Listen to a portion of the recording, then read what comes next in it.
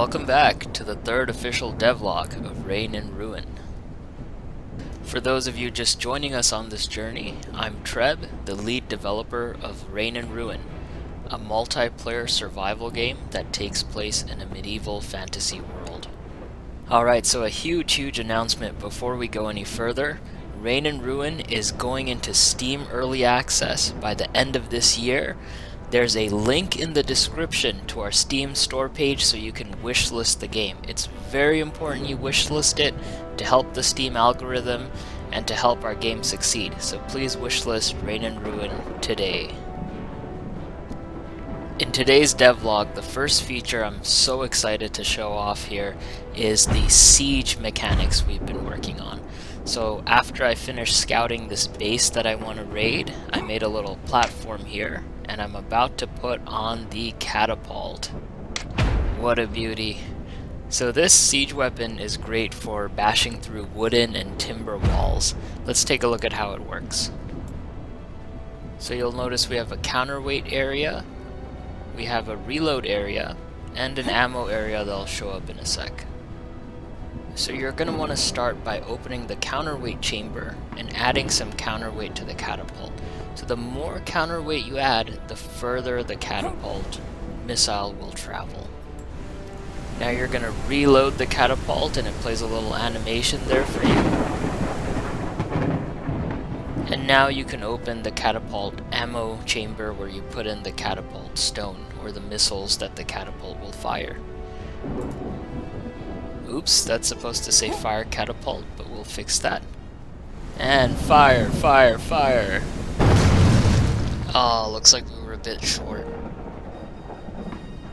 So luckily we can just add some more counterweight, and that's going to allow our catapult missile to fly further.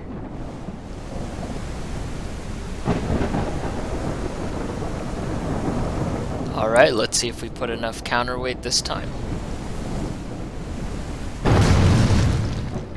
Ooh, still a bit short. Alright, let's add some more counterweight, and I feel like this one's definitely gonna hit.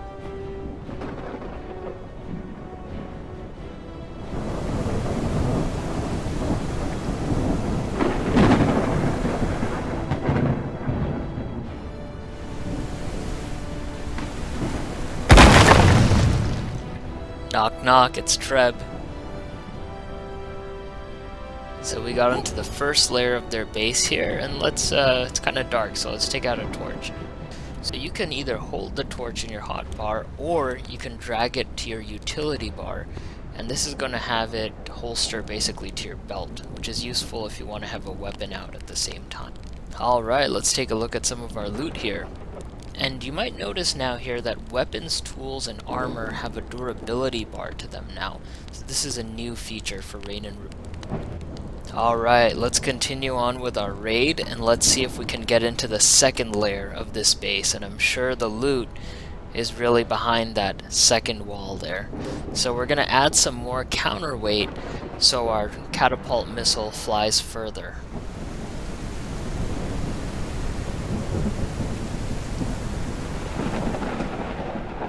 Little piggy, let Trev in. Alrighty, looks like we're in. Let's take a look at what kind of loot we have. Again, we're gonna have our light source out and our weapons out in case there's anyone in there. I like to check the crafting station. Sometimes people leave stuff in there, like a healing potion, so we'll take all of that. Okay, so that's the entrance. So we have an armor bench here. Okay, some decent stuff. Alright, we'll take all of that as well. And an iron chest. Ooh, okay, some iron weapons in here. A lot of healing potions. Take all of that. Okay, cool. Alright, let's check this one. Oh my gosh, 5. Wow, so much stone. I totally didn't put all of this loot in here, but big profit, boys. Wow, epic raid. So when you go to raid larger castles made out of higher tier ashlar stone, a catapult just won't cut it. You'll need something that devastates anything it touches. You'll need something that uses the same siege physics as a catapult, but takes it to a much larger and more devastating scale. introducing the Trebuchet.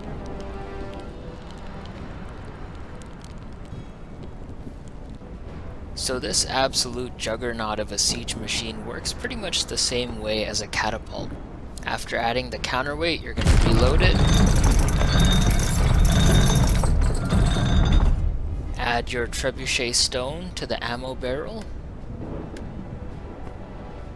and send a warm greeting to your neighbors. I always fall a bit short. So sieging a castle made out of ashlar stone is actually going to take multiple rounds of Trebuchet shots.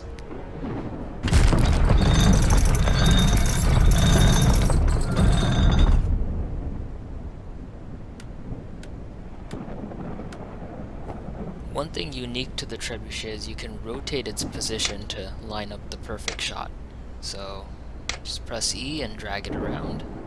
So with that basic look at our siege mechanics, I wish you happy sieging in Reign and Ruin. Now we'll take a look at how these siege machines are made. So everything is made through crafting stations in Reign and Ruin, and this is our siege workshop where you can make trebuchets, catapults, etc. Since the last devlog, which touched on crafting, I thought about how we can make the progression of crafting feel really cool, where players are very proud of the progress that they've made in the crafting system for Reign and Ruin. And so I'm very excited to unveil our master crafting stations. You can see here that we start with a basic tier 1 weaponsmith, then upgrade to tier 2, and finally a master weaponsmith, which has a huge footprint and a lot of detail to it. There's a few important reasons that we opted to have these large tier 3 master crafting stations. The first reason is a visual one, and it's the feeling that players get when they progress from a small to a medium to this, these large crafting bench structures. And it shows, visually their effort over time. It's something that, they're proud to place down this, giant crafting station that makes the best tier equipment, armor, you name it. The next one is for, just a feeling of realism. Having some structures placed in your citadel that makes it really feel like a medieval village or a kingdom that you're building up. And finally, it adds a functional purpose to the building system of Reign and Ruin. These master crafting stations have to be placed on the ground. So this is going to prevent the sort of honeycomb building you see in a lot of survival games, and players will actually be incentivized to build castle walls around their land claim so they can protect these large, giant master crafting stations. We now also have a full character creation system, so let's take a look at that. You can start by naming your character, so I'll name myself. You may notice we have customization options for head, face, eyes, hair. So let's take a look at a few of our head shapes. We have 7 in total, so you can play around with those. We have different skin types and textures you can apply to your character. So one of the big goals, and really a vision I had for Reign and Ruin, which maybe stands out a bit from other survival games, is for players to be very invested in their character and to feel really immersed in this medieval world. So one way that we provide that is by allowing you to have the power to really customize your character to your liking.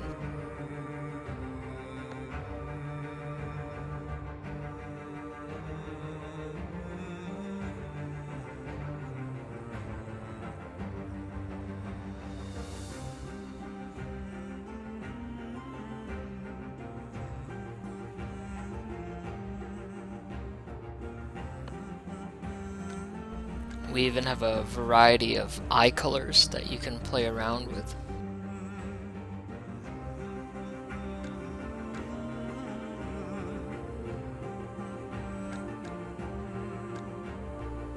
You can even adjust your iris scale and your pupil size. So for example, if you're role-playing as undead or a mage, you can play with those sliders and get more of a fantastical look to your character.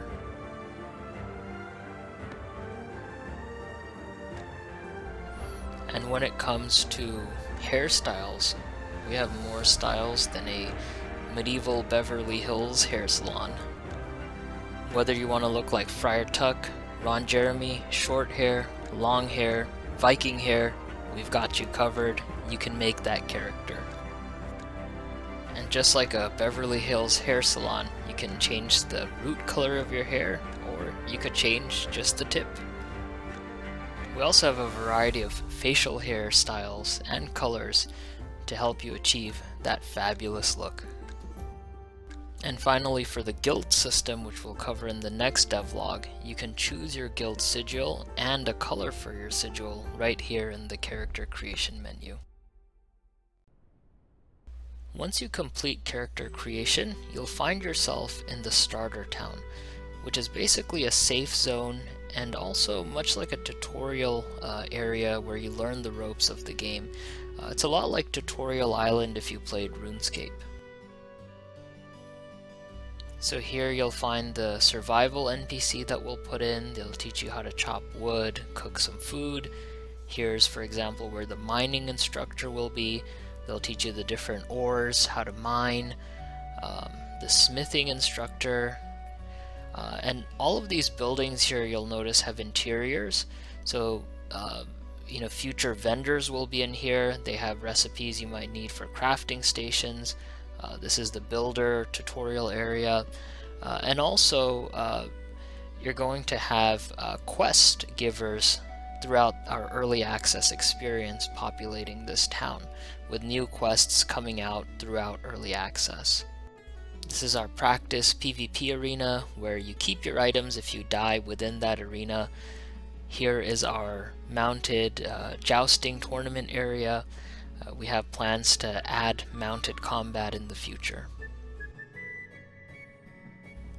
To add to the immersion in the world of Rain and Ruin, we paid a lot of attention to the weather. So you'll notice that it started raining.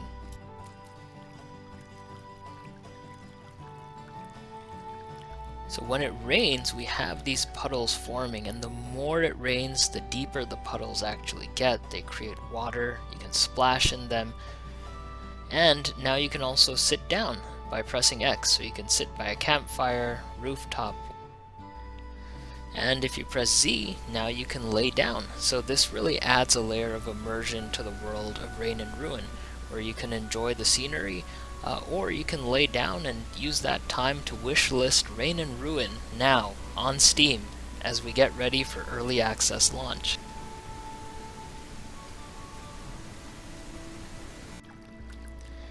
Alright, I'm gonna wait in here while you go ahead and wishlist Rain and Ruin today on Steam and tell all your friends to do the same.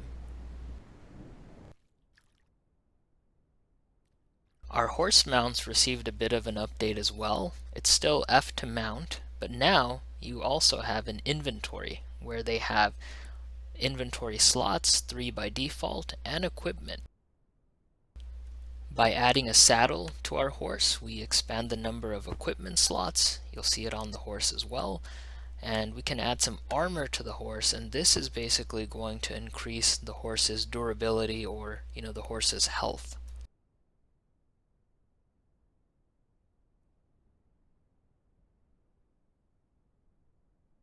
So again, right now we're just in the starter town, which I would say is probably about 1/10 of the entire map. The map for Rain and Ruin is pretty expansive with many different biomes, and we'll cover that in the next devlog. But what I can show you right now are some of the dungeons in Rain and Ruin. Have you ever played that game, The Floor is Lava, as a kid? Well, that was the inspiration for this Fire Cave dungeon, one of the 4 elemental dungeons in Rain and Ruin. And yes, the lava will burn you and kill you pretty quickly if you don't get out of it. You may have noticed the lava slimes, the first inhabitants of this lava cave that you'll encounter. I'm currently set to invisible so they can't see me. But they will make it a little challenging for you to jump from rock to rock as you avoid the lava. And if I pull out my torch, you can see that there's some coal nodes here. And so coal is used in the production of steel compound, and you can only find coal within caves and dungeons. So in order to make steel, you do have to, put yourself in a little bit of danger if you want to get some of those higher tier, or be able to craft some of those higher tier items.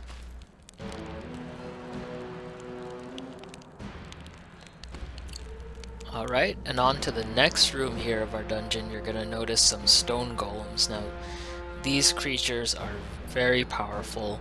You definitely need some higher tier equipment in order to be able to take them on. I might add some more coal nodes in here as well, but we're going to take a look at the highest tier node just up ahead, and it's really easy to miss, so I'm going to pull out a torch and show you where these are.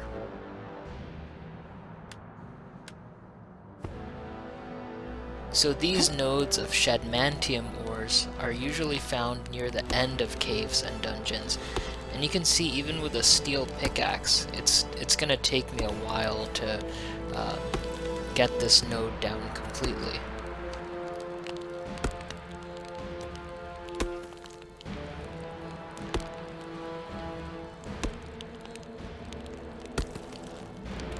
And you want to make sure you grab these valuable ores before they fall into the lava. Luckily it didn't go too far, because these nodes take a long time to respawn. And again, it's used to create the highest tier of equipment and weapons.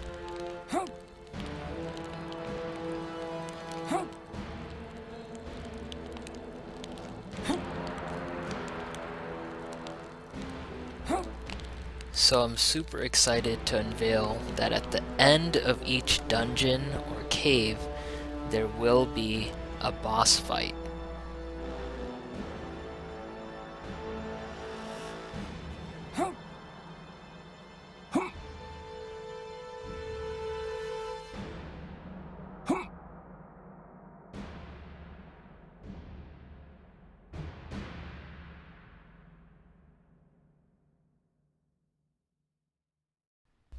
Right now we have 6 dungeons or caves in total, and each kind of has its own unique flair. Like this is the air cave where you have to navigate these obstacles. We have an underwater cave that you have to swim through. The earth cave here that we're in is a really dark maze, so you have to pull out a torch and be able to see. And remember, these caves are dangerous, so always be aware of your surroundings.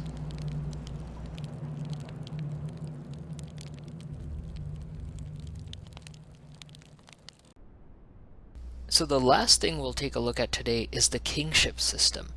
As the king of the server, you control this ancient castle at the very north of the map. In a lot of survival games, it's hard to tell, well, who's the top dog of the server. And so the Kingship System allows players to compete to basically be the top dog, or the top guild on any given server. The kingship is an area you control, and it's basically like a king of the hill. Whoever controls that area gets to tax all the other players on the server, and the tax will be collected around this ancient tree right here. We'll have more set up here in the future. So in order to get to the mountain where the king's castle is located, basically the area a person or a guild has to control to become the king, you have to cross this long narrow bridge. So it adds a bit of excitement crossing that bridge, having to defend this bridge from someone trying to take your castle, or if you're trying to take the castle in Kingship, you have to go across the bridge. And so it's going to add a lot of interesting, I think, PvP moments, especially when you consider how high up you are on this bridge and how steep the fall is, were you to fall down from this bridge to your certain death.